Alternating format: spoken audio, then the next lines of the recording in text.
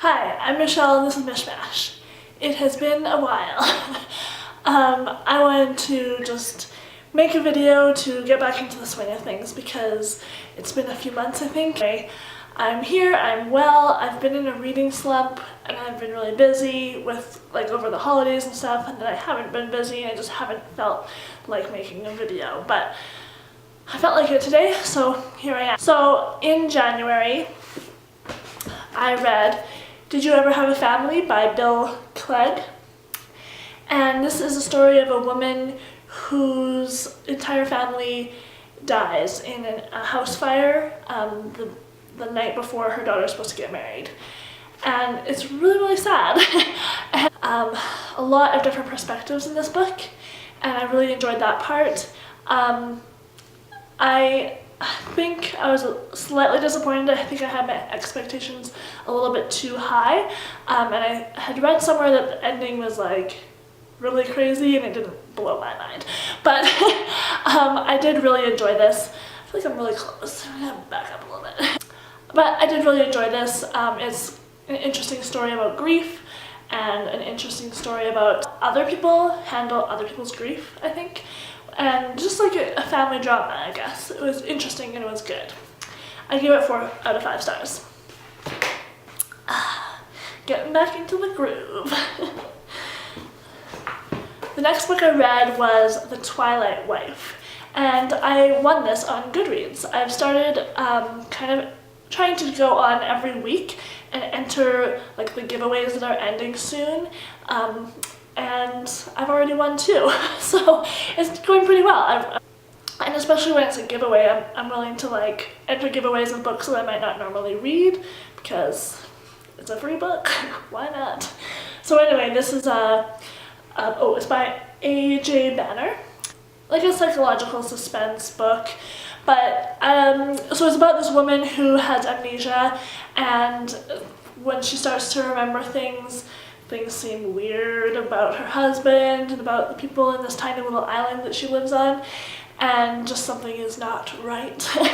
And I enjoyed it. It was a quick, easy read. I was really in the mood for an easy read and something light. I found the first chapter or 2, it was wait, did Nicholas Sparks write this? It was very cheesy romance, and then oh, she gets amnesia. That's so typical. But then it got better and I did enjoy it. It was kind of predictable, but not totally, and I gave it 3 out of 5 stars. I also read Our Endless Numbered Days by Claire Fuller, and I really enjoyed that one. That one was a library book. I gave it 4 or 4.5 out of 5 stars. She lives in the middle of nowhere with her dad, who has told her that the world has ended, and they're the last 2 survivors. So they live out in the middle of nowhere for I think 9 years, and then at the very beginning of the book she comes back home and realizes that no, the world is still there, her mom's still there, everyone's gone on living except for her. And yeah, it was really sad. It's really dark, and really it was her father that did that to her. It's quite interesting, but I really, really liked it. And she has a new book, I think it might be out already, called Swimming Lessons, and I want to read it too because it was just really well written and really an interesting storyline, so I like that one a lot. And then I just finished Mrs. Dalloway by Virginia Woolf, and I totally got suckered in and bought these books because of the unbelievably gorgeous covers. I can't. Yeah, I just couldn't say no.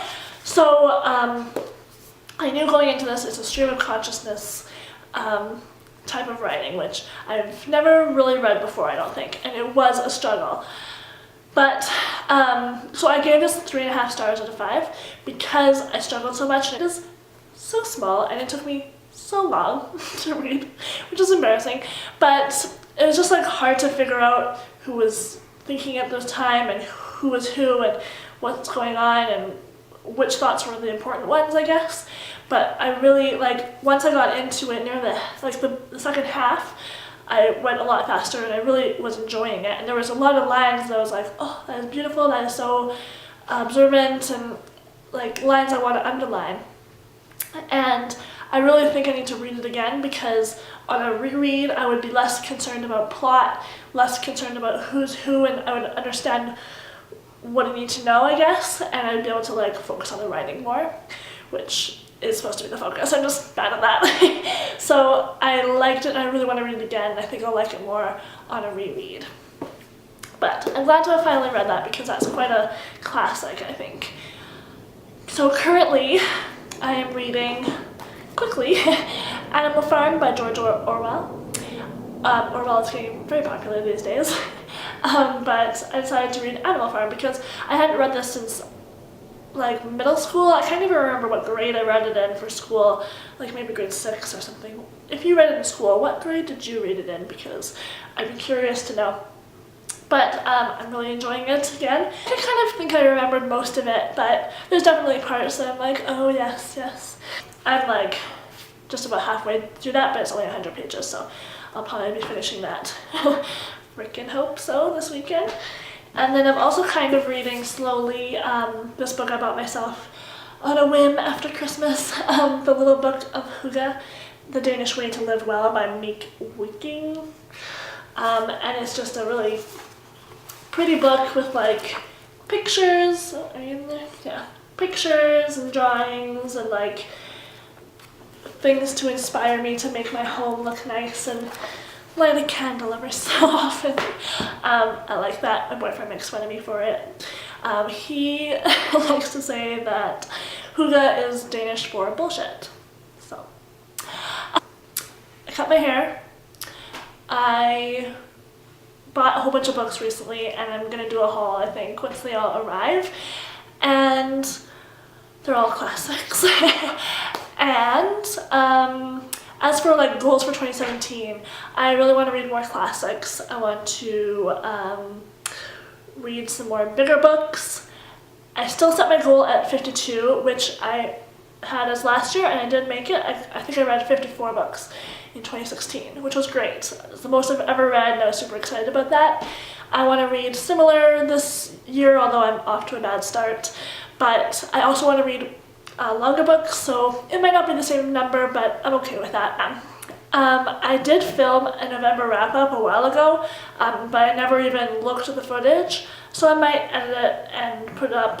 I don't know. I might read a few books anyway, so we'll see. I hope I'll make another video again soon. I just haven't been in the mood. I don't want to do something that's a hobby if I'm not in the mood, so I hope you understand, but I'll be around, and I'm always watching your guys' videos. So thank you so much for watching, and I will see you later.